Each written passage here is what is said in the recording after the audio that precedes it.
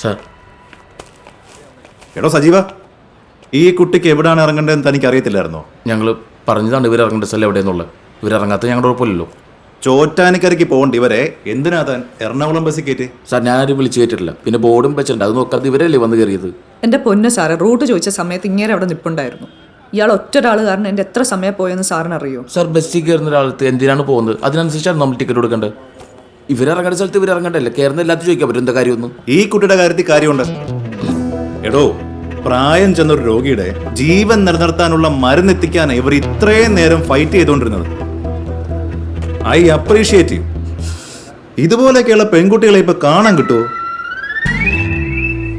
താൻ തന്റെ ജോലി ശ്രദ്ധയോടെ ചെയ്തിരുന്നെങ്കിൽ ഈ കുട്ടി ഇത്ര ബുദ്ധിമുട്ടേണ്ടി വരില്ലായിരുന്നു. എൻ്റെ സാറ്, ഇയാൾക്ക് സ്ത്രീകളുടെ അടുത്ത് പെരുമാറാൻ അറിയില്ല. ഇയാളെയൊക്കെ പിരിച്ചുവിടുകയാണ് വേണ്ടത്. എന്നെ പിരിച്ചുവിടാൻ സാർ ഇവരെന്താ ട്രാൻസ്പോർട്ടിന്റെ മന്ത്രിയോ? ഇവര് മന്ത്രിയൊന്നുമല്ല, ശരിയാ. പക്ഷെ ഇവരൊരു സ്ത്രീയാ. വേണ്ടി വന്നാ തന്റെ ജോലി വരെ കളയാൻ പറ്റും. അത് ഓർമ്മ വേണം. സാർ, ഞാനിപ്പോൾ എന്താ ചെയ്യേണ്ടത്? സാറ് പറ.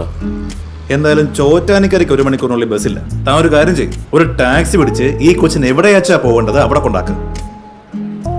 അത് കഴിഞ്ഞ് കോട്ടയം ഡിപ്പോയിൽ ചെല്ലുമ്പം തനിക്കുള്ളത് എന്താന്ന് വെച്ചാ ഞാൻ റെഡിയാക്കി അയച്ചേക്കാം. ശരി സാർ.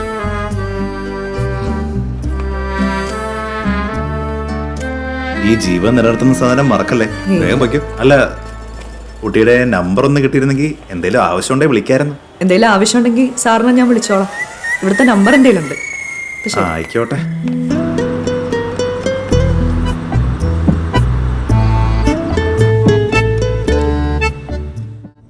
പോകുന്ന വഴിയൊക്കെ കൃത്യമായിട്ട് പറഞ്ഞു കൊടുത്തോളൂ. പിന്നെ അവിടെ നിർത്തില്ല ഇവിടെ നിർത്തില്ല എന്ന് പറയാൻ നിൽക്കരുത്. എനിക്ക് ഈ റൂട്ടൊന്നും അറിയില്ല. അല്ലെങ്കിലും തനിക്കേതോ റൂട്ട് അറിയാവുന്ന. എന്താ ചിരിക്കണ?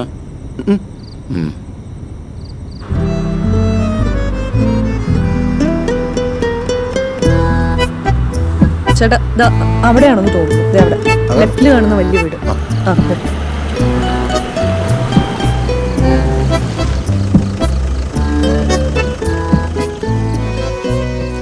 എനിക്കെതിരെ കംപ്ലൈന്റ് കൊടുക്കാൻ വേണ്ടി എറണാകുളം വരെ പോകേണ്ട വല്ല കാര്യം ഉണ്ടായിരുന്നോ? അതിന്റെ പകുതി ദൂരമല്ലോ തനിക്ക് ഇവിടെ വരാൻ. അതെ, പകുതി ദൂരേ ഉള്ളൂ.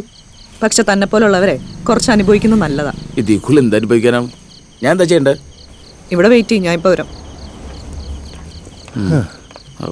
എന്തായാലും നല്ലൊരു സ്ത്രീയാ അത്. കുറെ കഷ്ടപ്പെട്ടിട്ടാണെങ്കിലും മരുന്നുകൊണ്ട് കൊടുത്തല്ലോ അല്ലേ? പിന്നെ അപ്പച്ചാ, ഇനി എപ്പോ വീട്ടിലെത്താൻ? മരുന്ന് ബില്ല്. നിനക്ക് ഞാൻ പൈസ എടുത്തിട്ട് വരാം. ആയിക്കോട്ടെ.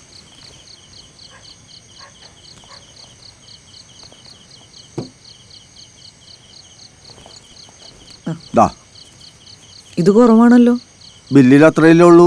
പിന്നെ ഡെലിവറി ചാർജോ? ഓ, അതത്രേ? 500 രൂപ. അത് കൂടുതലാണല്ലോ മോളെ. ബെസ്റ്റ്. ഇതാണ് നിങ്ങളെപ്പോലുള്ളവരെ കുഴപ്പം. ഈ നാട്ടിലെങ്ങും കിട്ടാത്ത മരുന്നൊപ്പിച്ച് ഈ പാതിരാത്രിക്ക് ഇവിടെ കൊണ്ടുവരുമ്പോൾ അതിനും കണക്ക് പറയുന്നു. ബില്ലിൽ അത്രയും കാശ് കണ്ടുകൊണ്ട് പറഞ്ഞു പോയെന്ന് മാത്രമേ ഉള്ളൂ. എനിക്കെന്നെ കാശ് കിട്ടണം അപ്പച്ചാ. കണക്കൊന്നും പറയണ്ട മോളെ. 500 രൂപയും കൂടി ഉണ്ട്. പോരെ? ശരി.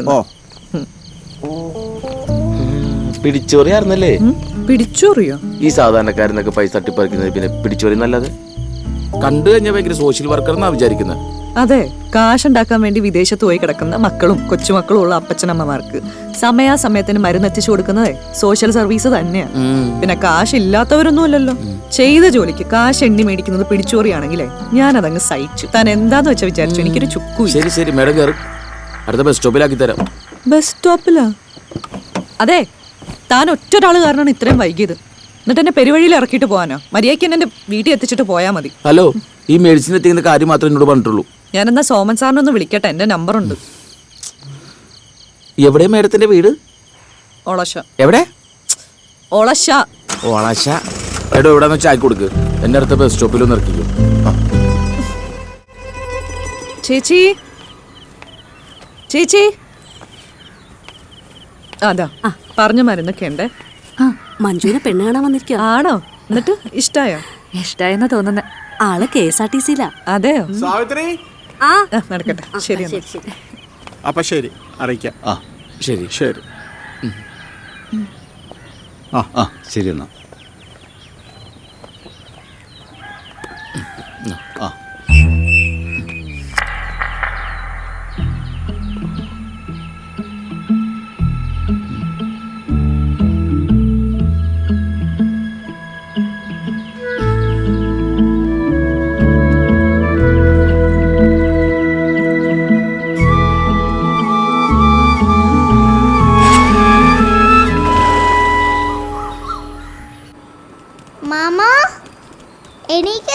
മാമ.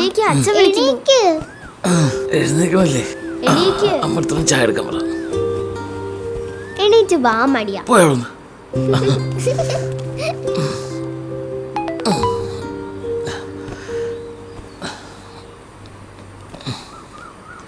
Station master. സജീവ, നിനക്കൊരു മെമ്മോ വന്നിട്ടുണ്ടല്ലോ. എന്താ കാര്യം? നീ ഇന്ന് തന്നെ വന്ന് കാണണോ എന്നെ? ദാസേട്ടൻ ജോലിക്ക് ഇറങ്ങാ. ഏട്ടനെ അന്വേഷിക്കുന്നുണ്ട്.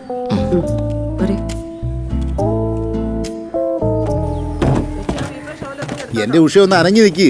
ഇന്ന് തീർക്കണ്ടേ? സജീവനൊന്നും പോയില്ലേ? അവൻ പൊക്കോളൂ. നിങ്ങൾ ഈ പണിയും തീർത്തിട്ട് പോകാൻ നോക്കും. ഓ, ദാസേട്ടൻ വിളിച്ചിരുന്നു. ആ, രാവിലെ ആ ബ്രോക്കർ വിളിച്ചായിരുന്നു. നടക്കുകയല്ലെന്നാ പറയുന്നത്. ഇത് നടക്കാതിരിക്കാൻ വേണ്ടി കുറ്റവും കുറവും കണ്ടുപിടിക്കേണ്ട കാര്യമൊന്നുമില്ല. പെങ്ങളുടെ വീട്ടിലെ താമസം എന്ന് ആദ്യം പറഞ്ഞിട്ടല്ലേ പെണ്ണ് കാണാനൊക്കെ പോയത്. അവരോട് പോകാൻ പറ. ഈ പെണ്ണ് മാത്രമല്ലോ, ലോകത്ത് എന്തോരം പെണ്ണുങ്ങളുണ്ട്. അല്ലാതെ തന്നെ ഇതിനൊക്കെ ഒരു സമയമുണ്ടെന്നേ. അതതിന്റെ സമയമാകുമ്പോൾ നടന്നോളൂ. ഇത് ഞാൻ അവിടെ നിന്ന് ഇറങ്ങിയപ്പോഴേ തോന്നിയായിരുന്നു നടക്കൂലെന്ന്. എന്താ? ഒന്നുമില്ല, എന്തായാലും കൊള്ളാം. ഇന്ന് 2 മണിയാ കിട്ടിയത്. എന്ത് പണി പറയാം.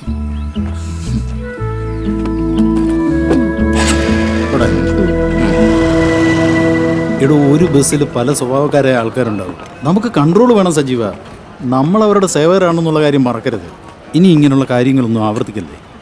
തൽക്കാലം ആ മെമ്മോയ്ക്കൊരു എക്സ്പ്ലനേഷൻ എഴുതി കൊടുക്കും. പിന്നെ ആ എറണാകുളം സ്റ്റാൻഡിലെ സോമൻ സാറ്, അയാൾ പണ്ടേ ഒരു മുരുക്ക. താനല്ലാതെ വേറെ ആരെങ്കിലും അയാളുടെ വായി പോയി ചാടുക. സാർ, ഞാൻ പക്ഷെ ഒന്നും ചെയ്തിട്ടില്ല. എന്നതായാലും ഇനി ആ റൂട്ട് വേണ്ട. തന്നെ ഞാനൊരു പുതിയ റൂട്ടിലേക്ക് ഇടാം. ശരി, ഇനി ഇങ്ങനെയുള്ള അബദ്ധങ്ങളിലൊന്നും പോയി ചാടിയേക്കരുത്. ഇല്ല sir. Thank you sir. Okay.